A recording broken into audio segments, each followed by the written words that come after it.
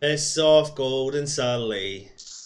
Where is all our money? It's all lies, lies, and lies. I'm sorry for making this very personal, but for me, it's been going on for too long now, and I'm just going to continue everything every single week. I've had enough. It's finally just come to fruition for me, and yeah, I want the board. I've been saying it for so long. I just want to reiterate it. Bored out. Anyway, we've just witnessed West Ham get beat by Brighton and Hove Albion 3-1, and yeah, I mean, what can we say? Joined by Luke and Alf. I'll throw this over to you, Luke, mate. I know I made it very personal there. What are your thoughts on the game? Game wise, I think in general, Brighton were just simply the better team today. But again, we fell short of our standards we should have been at. First goal was typical sort of bad defending. Great to see Hernandez get his goal in. It's back time. He was given a chance up top, and he's then taken in 2 games and what a finish as well. Second goal for Brighton was, for me personally, a worldie. Yeah, are you giving us a full rundown of the game?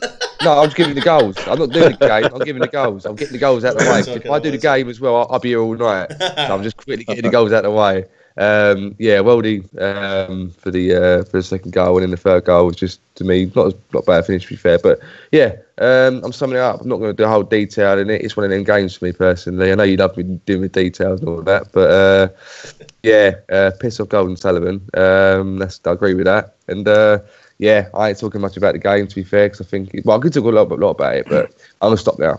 Please move on. Alf, we need some cheer in our lives right now, and if it's going to mean we're going to have to come on and talk about it, then hey ho. Alf, thoughts on it? Well, I don't think we were at the races at all, were we? Let's face it. We were. They just outplayed us, paced us. Their passing was a lot better, but it was. In the first half, I thought our passing was quite good up until the final third. But their passing was a lot slicker, a lot quicker, and they were, using the width and overlapping a lot more, and we just weren't doing it. So they were well. The first half, I was thinking, do you know what? This could be 3 or 4-0 here. But we were lucky to go away. We just conceding the 1 goal in the first half. I thought. Second half, well, I just didn't think we were there at all, really. As Luke was saying, I think it was great that Chicharito scored a goal, great movement, great interlink with the Jean Mario there. But overall, we just weren't. They outplayed us. Yeah. At the end of the day, guys, we are still only 3 points from safety. This was a great opportunity to try and open up a little bit of a cushion. It is so tight down there. It's so tight to the point that we are, how many games into the season? We've got 13 to go? And it's so, let me just have a quick look. 12 to go. 12 games to go. What are we going to do, Luke? I mean, it is that tight. Either way, fans are turning around saying we're going to go down. Some fans are saying we're not going to go down. We have no idea, but we are that close. With 12 games to go, mate. It is tight. I'm not denying that, but I think there's a thing where going into this game we were unbeaten for quite a few run of games, and we haven't looked particularly poor in many of the games coming up to this game. It's the first time you can say that since the Everton game with Moyes that we looked not at the races. I mean, other times we've been hard to beat. Teams have been able to break us down. We've been creating chances here and there. It's difficult, but I think it doesn't help the fact that there's a whole ethos around the club at the minute, which is toxic. Basically, it's all club out, owners out the club, players, not turning up for training and all this and all that, and the comments made for back and stuff. So the whole thing is just growing into one big ball of just heat. It doesn't help the fact that you lose games and then you get even more ranty, you get even more red mist going about, more fans moaning, the protests get larger and everything like that. If we'd have won today, maybe there'd still been the protests, don't get me wrong, there'd still been the anger from the fans and everything like that. But looking at the table itself, I don't think it's that. It is, but then if we're going to worry because we're part of that 10-team scale, you know, on the bottom of the league, then just we're going to keep worrying about it. Personally, I'm not worried. I haven't been worried at all throughout the season, especially since Moyes come in. Don't know if I'm being naive or stupid about that, but I just can't see it. I don't think we're going to let ourselves down that much. And I think it's just a bit of a blip today, game-wise. You've got a lot more optimism than I do. I'm not going to. Yeah, I know. I have to. I have to. Really do, and I know. Listen, and I get that, and I'm optimistic before every single game. And when I look into every single game, I'm positive about a West Ham performance because I am, as we all are, West Ham fans.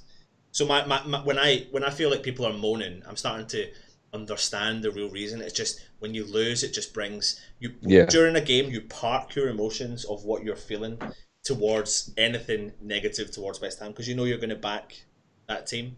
And then when a negative happens, because we're so used to the negatives just now, it brings the raw emotion back to the forefront of your mind, and then you talk about it. And my voice went there, but you talk about it. I'm 34 years old, and my voice just broke. Hello. And you brought it up. And it comes there, and it's understandable why the fans are the way they are. But at the end of the day, there are a lot of fans that are against the boards. There are also maybe some fans that are for the board. But I mean, I don't know. Maybe I'm going off on a tangent. Alf, how would you describe the starting lineup? It's what we expected. Was it what you expected? Yeah, look, I think we are. Look, our squad is, you know, paper thin. We know that, and we're just beset by injuries. So I don't think we can expect too much. Yeah, I was, you know, it was interesting. Moy said in the press conference, I think it was, that Font needed a couple more games in the under-23s before he was, you know, be okay. But actually, he was on the bench. So I thought, well, that's a bit interesting. And I think that's just a state of play. You know, we just can't. We just haven't got enough players in the squad that are fit and are ready, you know, to put into the team. So I think it was. I think it was right that we have the new lad. I can't even pronounce his name. Hugo, is it? Hugo. You know, that he was on the bench, and it's good that he came on. I thought he had a couple of good. You know, he was isolated. He was out of the game, but he had a couple of good touches. You know, he sort of laid it back a couple of times. But I think overall, you know, it's the classic West Ham. We just haven't got enough players, and we're playing the players that we do have. We're putting them in positions that they wouldn't normally play. You know, case in point, Zabaleta.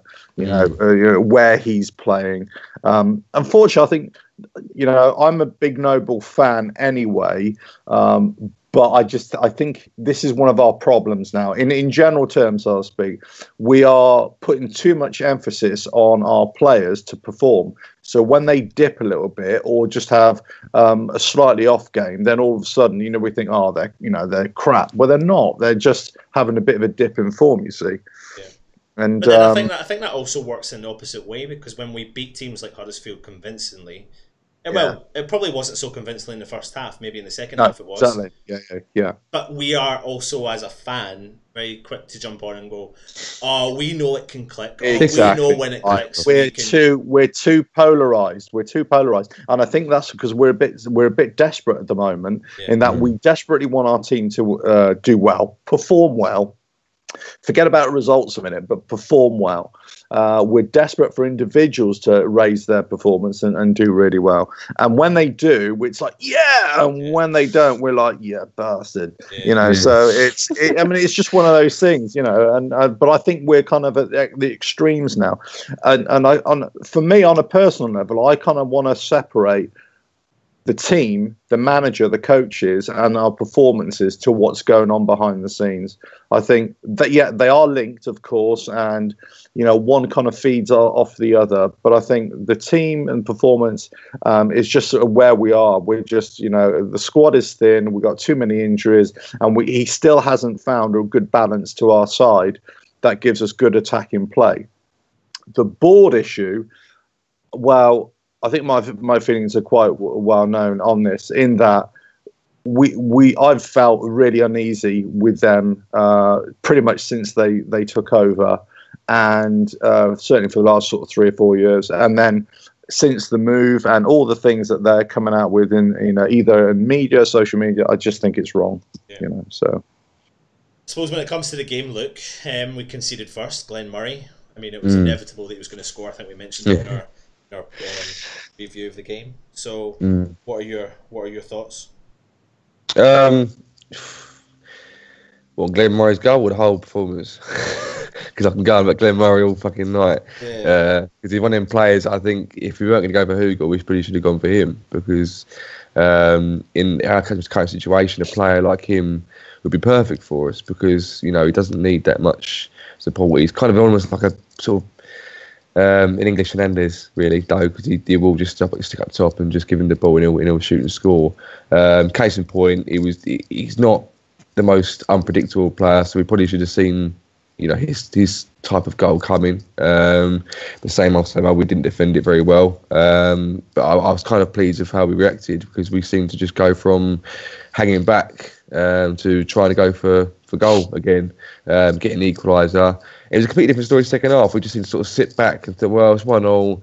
Brighton might be able to do much to us. We can just sort of pick it off and try and maybe nick it at some point. I know, but on the goal, on the equaliser, what was your thoughts on our equaliser? Because it was nice football. Oh yeah, it was. Yeah, it was. The thing about it is I kind of see Hernandez as this pure poacher, where he doesn't take many touches to score goals. But the funny thing is that when he scored that goal, the way he was, I was on tender hooks. I mean, he took 4 or 5 touches to finally get his shot away. It seemed like an hour to me. I was just thinking, just shoot, just get rid of the ball, just have a shot, have a pop shot.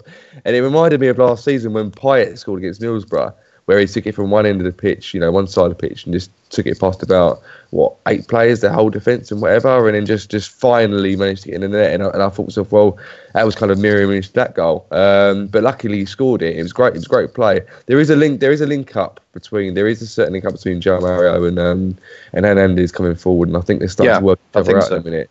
But unfortunately, when we're playing in this situation where we're not attacking that much, where we are holding back, and we're playing this sort of defensive formation, and I think Moyes isn't all about the attack. I think he's about, if we can attack, then attack. But if we have to, then just defend. But it was a good goal. It was a good goal to score. I just wish we'd have developed on that and tried to get a goal in the second half. Unfortunately, because it did to, in my opinion, to a worldie, take nothing away from the goal, and then heads went down, and we were just waiting to concede the third. So unfortunately, we didn't develop on that. Alf, do you think that we're too reliant on this, our injured players, Lanzini, Arnautovic, with the aim that these players come back and connect with maybe João Mario and Hernandez? Is that literally what's going to save our season? Yeah, I think basically, you know, we're resigned to the fact that we have to weather this storm until those players come back. But interestingly, I'm not sure if you ever heard it, about 4 or 5 weeks ago, there was a radio interview with Stuart Pearce, and he was saying, quite frankly, quite honestly, and that's what I like about the coaching team and about Moyes. They're quite open and frank about, you know, the diagnosis of West Ham at the moment. But he was saying that although we've been getting results and, you know, getting draws and getting a couple of wins, they haven't been confident displays. We've basically just limped over the line in a lot of these performances. Even the better results. You know, forget about the losses. This is just the draws and the wins.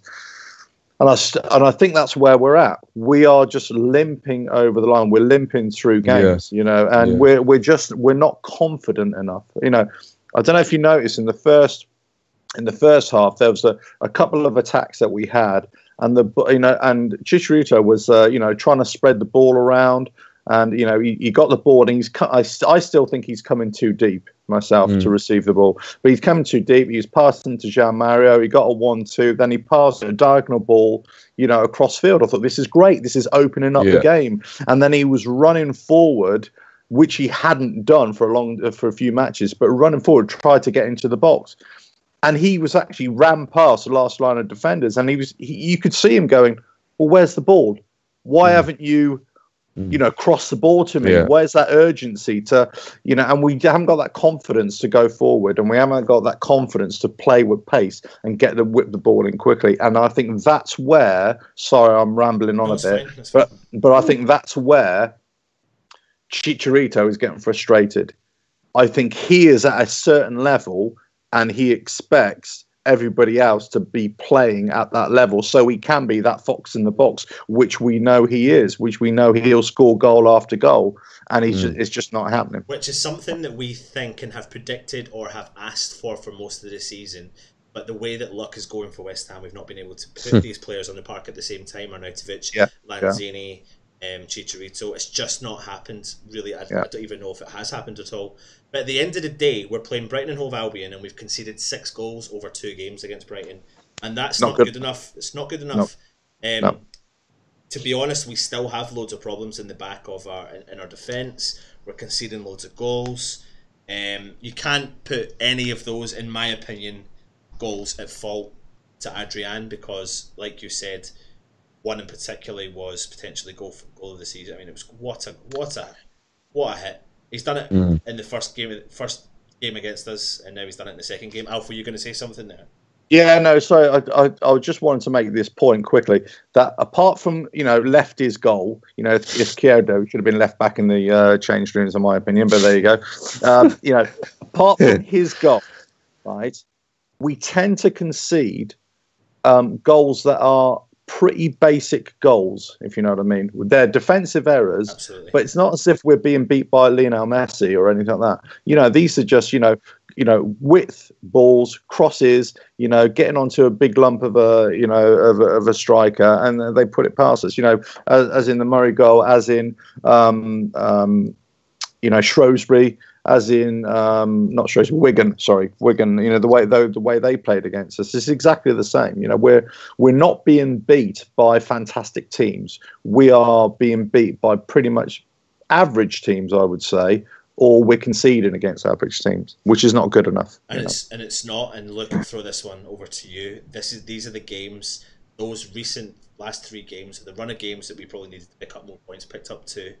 Is that not really concerning for the rest of the season, considering we've got Watford at home, we've got Liverpool away, and then we've got a kind of mix-up of top and bottom teams? It's, Yeah, no, I'll be honest. I was more fearful with December running with all the top teams going against us and whatever, and we got pretty good results out of that one. So I thought, oh, okay, this is turning around, and we're getting results against teams we shouldn't be getting results against, and I think, I know I'm saying unbeaten run, and I know I'm saying, these aren't losses against other teams, but I think even David Moyes was saying the other day he wants to turn these draws into wins. When I was kind of thinking, well, only one man can do it. And I know there's a lot of injuries, I know there's a lot of here and there, but in the day, you've still got players there you can work with. But yeah, look, we're in a relegation battle. I know I've said that I think we'll stay up, but I know fundamentally we're in a relegation battle. It doesn't make for very good reading. These are the games you do have to win. I just personally think today was a different West Ham to what I've seen recently, not including the FA Cup, because I just don't believe we wanted the FA Cup at all. I think we wanted to get out as soon as possible, get out over and done with. We had our chances today. There was a few chances at the end of the game against Brighton. Had Byram scored his header from the crossing, then scored a goal. Little things like that go against you. In the fixtures coming up, possibly they could go against us. But I don't think we'll start. I think it's a bad game today. I think it's a really bad game, but that's the worst I've seen us play in a long while. And I don't think Moyes and Pearcey are going to take that back and go, it's fine, we go again next game. They'll have them going, that ain't good enough. Pick yourselves up and go from there. But see, on that look, right, my biggest concern will be some of the draws we've had. And even, I'm not going to bring the wins into it, but some of the draws we've had the opportunity and the ability when we had a fit team to go for those wins and go for those points. So there was definitely a sense of panic and a sense of, let's sit back and protect that point and gradually go up. But as it gets close to the end of the season, we're not beating the teams around us because those teams are beating us. Yeah. That's where I'm concerned about, because we've still got to go to Anfield and we've not got the greatest of records there. And listen, I'm going to go to that game. I'm going to be positive, but let's be real. We have 12 games to go. We have steadied this ship. That's the only way I could look at our David Moyes. I'm not ripping into David Moyes here, but he's came in and he steadied the ship, which is what's needed to happen. But now we need to move to the next level because teams start to pick up points. Brighton haven't won in the amount of games that we've been unbeaten this year. So we are going into this game technically in form. and then got destroyed in the second half. Yeah, okay, by a couple of worldie of goals, but at the end of the day, and this is where it stems back to the board for me personally, because if we have risked or lost the FA Cup because we want to concentrate in the league, they haven't backed it up by signing the players, the squad. Alf, you touched on it earlier on. The squad is so thin. To look at it, it's so embarrassing. We are so reliant on literally 2 players, but when you have a decent squad, you can rely on a lot more of these players. We are literally relying on Lanzini and Arnautovic to get back as quickly as possible. And let's not get this wrong either. Lanzini had a run of 3 or 4 games that were not that great earlier in the season, and people were slagging him off. But then he seems to find a bit of form with Arnautovic, and we don't know when these 2 guys are coming back. And by that point, if they do come back, with 3 further games in, with 9 games to go, we could be in the relegation zone. And that's where my concern is. Where we want to be fighting looking down rather than having to look up. Alf, sorry, mate. I'm just pissed off, really. That's no. Look, I'm exactly the same. I'm pissed off. I think we should have picked up points against the teams around us. We should have had a bit of. We should be clear. We should be 7th or 8th now.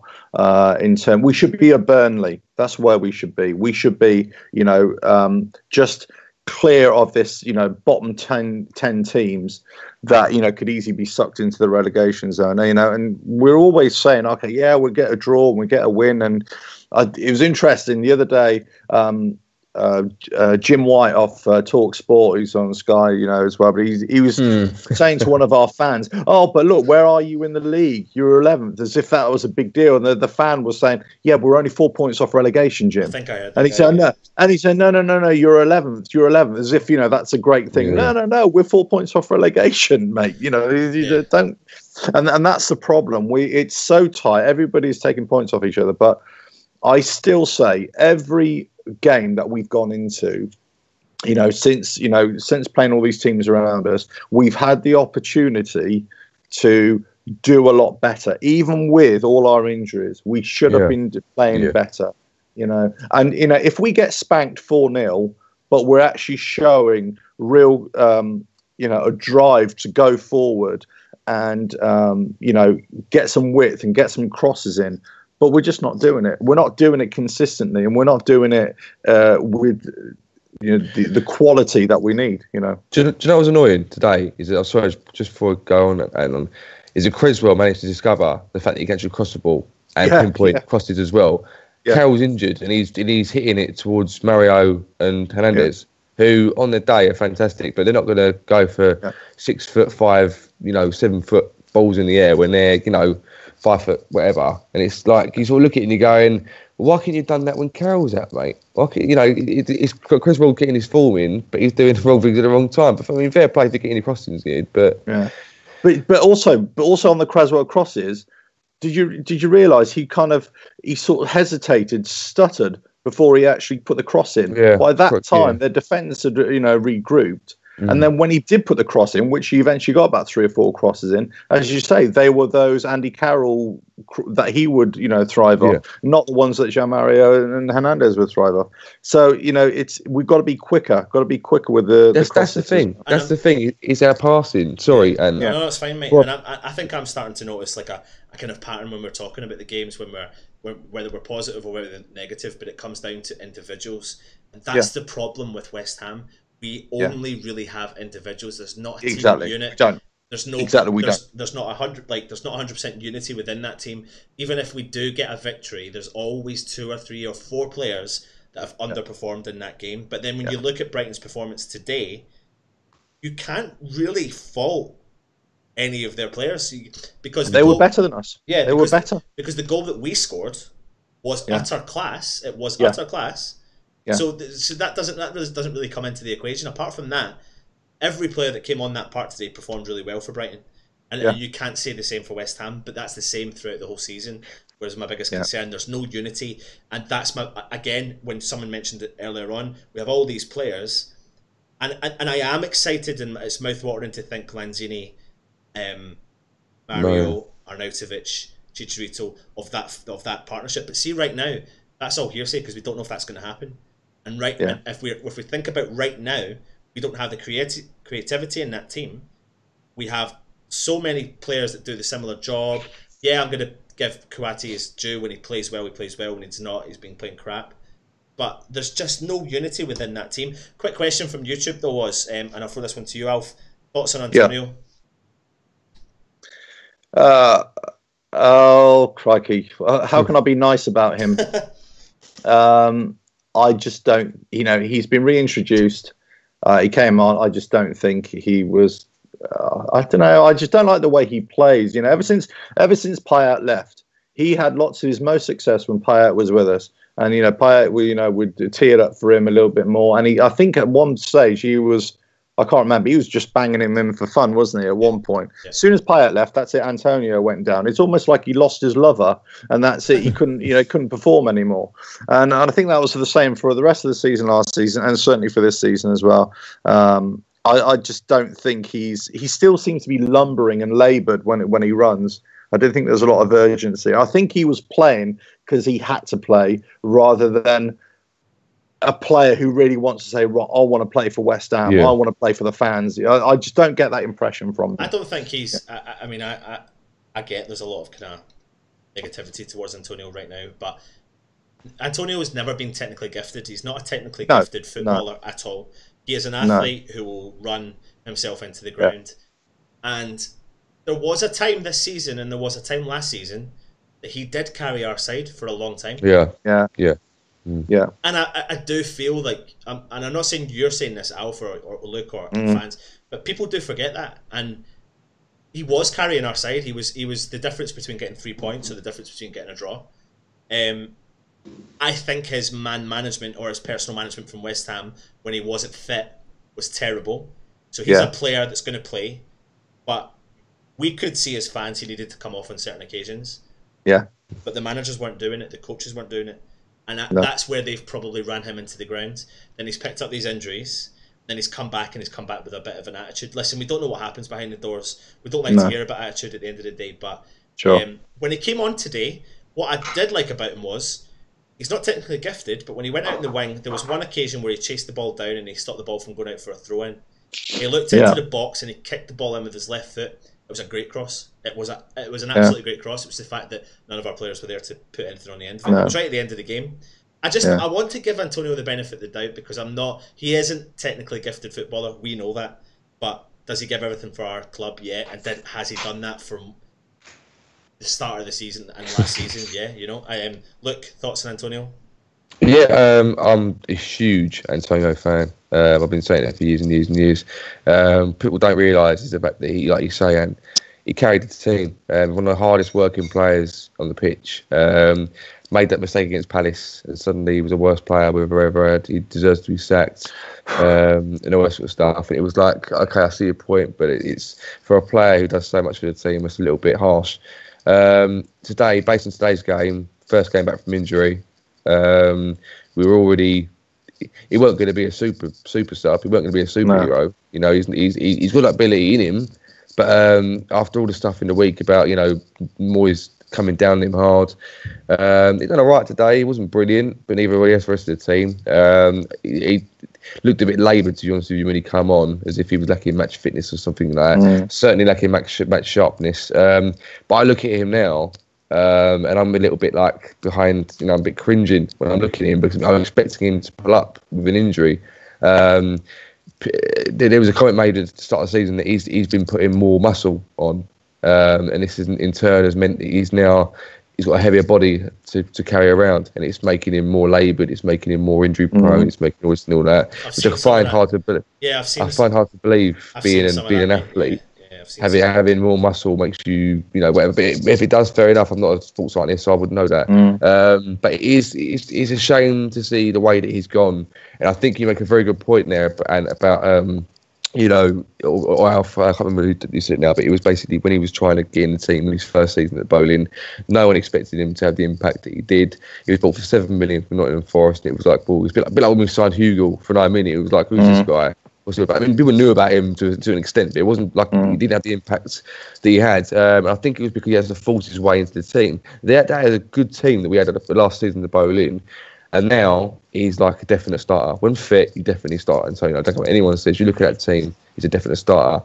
And maybe that's got him a bit, comfortable. Maybe he's not really working as hard as he used to. But on his day, he's unplayable for me. He's a real workhorse. I hope he returns back to that and quickly as possible, because we do need him. What I will say about Antonio, because I think he's just like most of our players in that he thrives when the rest of the team are playing well. Yeah. When the rest of the team are not playing well, it is noticeable that he is a player that kind of, I always describe him as a bull in a china shop. He'll just go and go and go, and he'll run, but then he'll either fall over or go crashing down or something, or there'll be no end product. But I don't think this is an Antonio problem. I think this is just lots of players in our squad, in our setup, that are playing like that at the moment. Well, I take your point. He has been great in the past, and I've cheered his name and cheered what he's done for us in the past as well. But I think, as I say, I revert back to what I just said, that I think lots of the performances of the players have come down because of the overall team performances down. And there's no doubts about it. Right now, I mean, as a West Ham fan, there's probably not a West Ham fan out there that doesn't feel down about the whole situation from top to bottom. And at the end of the day, for me personally, the board have a lot of questions to answer.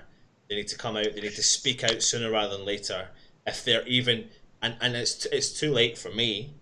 It's too late. It's a season too late. It's 4 windows too late. But they need to take something on the chin and speak out. And yeah, it's just too embarrassing. It's too much emotion to go through even right now. And we'll do videos coming up on that. And Alf, I know you're gonna. Oh, sorry, go for it. No. So I just wanted to make this point about the board, and this is what I can't get my head around. I'm a fan of business people. I'm a fan of entrepreneurs who, people actually go out there and do it. But what I look at big business and I look at big corporations, and I say, well, actually, if you look at corporations, they are very, very in the main, they are very conservative. Okay, they're very considered about what they say and what they don't say. They're very they employ PR consultants, media relations consultants. The company I work for, they have a media relations consultant. If you have to speak to the press, or the owners have to speak to the press, the first port of call is the media relations people. Why don't we have that at West Ham? What is going on with our owners that they think that they can say exactly? It's ego. They're not acting like business people. They have got a media team there. That's the thing. But they're not listening to them, though, are they? Well, exactly. The thing is, I think they've just made a decision. They're going to do what they're going to do. The thing is, and this is what you have said, everything you say about a massive corporate organisation like what West Ham are, like any other business, they'll go out and they'll hire what they believe are the best people to do the best jobs, and then, i.e., they will spend money to make money. We had that opportunity to do that when we had players like Payet on board. We didn't do it, but instead they buy cheaply, and sometimes it's wrong. And the system is wrong. Yeah, and when you do that, you get found out eventually. It's like you're going into a shop and you're buying a knockoff T-shirt that's made from a crap quality business or whatever. You put it in a wash, and after twice, it's done. The T-shirt's done. Yeah. But then you go to like a really expensive shop and you buy something, and it's probably the craziest, I don't know, thing I've mentioned there about T-shirts. But at the end of the day, you've got to spend. You have to spend the money. They have the money, and But my biggest concern is, I think if they want to spend the money now, it's also too late. I actually believe this from the bottom of my heart. I actually believe they have done so much damage with negotiations with other clubs, with agents, with players, that people looking internally would go, externally, I ain't going to come to that club because it's run like a circus. I'm not going to be a player like Andre Ayew who signs, who then gets sold back to his old club, who tries to ruin his career. The thing is, we ain't Man City, we ain't Man United, we ain't Arsenal, we ain't Chelsea. We can't buy these players and sit them on the bench and then expect them to be happy with that, because they're not going to be happy with that. No. We're not in the Champions League. We're not winning cups. So we have to manage these egos, and we don't have the people to manage these egos. So if you go out and invest, you've got to invest big, and you've got to have that, that plan, that forward thinking. These guys are Del Boys, 100% Del Boys, who have landed on their feet with our club, 100% with the stadium move. And for me, it's been like that now for a season and a half with me. Yeah. The thing about that is when you mentioned the PR stuff, Alf, and it's a very good point. But my problem is the fact that, okay, you might not have anyone going, don't say this, don't say that, or all this, right? And you're let loose with whatever you want to say, whatever you want to put. The fact that you put what you do, and they say what they do, and they do what they do, and they post what they do, it's like, a nice person wouldn't do that. Exactly right. As much as a dream world, you wouldn't slag off a player that's still on your team. You wouldn't go, I could post that, but why would I want to? He's still on our team. You go, no, don't like him. Just put it out. And it's thinking, it's just dirty laundry. And it's like, of all the people to do it, in my opinion, personally, what they've tried to do is, and I said this the other night, we're basically a Tesco Value Tottenham. As much as it hurts me to say that, is because look, Brady is on the same show as Alan Sugar. She's his right-hand girl or man / who knows. You've got, she's looking at Levy and what he's done with Tottenham, Dele Alli, 5 million from MK Dons and all the rest of it. And they're looking going, you don't have to spend big, because look at Tottenham. They haven't spent millions. They've spent 20, 30 million here or there. They didn't do very well when they sold Bale, because they bought about 8 players that didn't turn out very well. But now they're doing it right, get a new stadium in, all this sort of stuff, and thinking, we can do that. No, we fucking can't, because we're not skilled business-wise. You're right. It's embarrassing. And you think about this as well, guys. When you do the job that you do, and then you've got another interest and another investment elsewhere, and you're putting your name out there, you're putting your face out there in the public, then does that have a knock-on effect to the job, your main job? Not all the time it doesn't, because people can do 2 jobs and balance 2 jobs. But when you're at the level that these guys are at, do you want Karen Brady writing columns for the newspaper? And within those columns, do you want her slagging off people left, right and centre? Absolutely not. Do you want Karen Brady putting her name forward to The Apprentice, where she's in the media's attention, work alongside a big Tottenham fan and subject to jokes about West Ham? Do you know what I mean? All the time it's happening. Do you want the kids of the Sullivans to be speaking out, talking about Arsenal fans? That aren't one of them in particular is not West Ham fan, and just putting all the dirty laundry out there, and then it's just like there seems to be leaks all over the club. We know it's toxic, all the stuff that's just happening, and I think this email thing might spiral out of control a bit. Because the key thing here is, and we probably need to wrap this show up, but the key thing with this is, there's been some stuff branded around social media, and it's so true. It's all in the West Ham website. Every single transfer decision was run past David Sullivan. So if Tony Henry has done or has said what he has done, which they have found out that he has, I'm just intrigued to know what's been said between him and David Sullivan. Yeah, absolutely. Look, because the Tony Henry situation, what he's alleged to have said, he's been. I'm not saying he's been made a scapegoat, but there's definitely more to it. And I'm a bit of a Shakespeare fan, but there's definitely something rotten in the state of Stratford. I tell you, there's definitely something going on here. There is. Where behind the scenes, the structure, the way they're doing their business, the way they're communicating. Rule number 1 in business is communicate effectively. You don't have to, be everybody's best friend, but communicate effectively with everybody.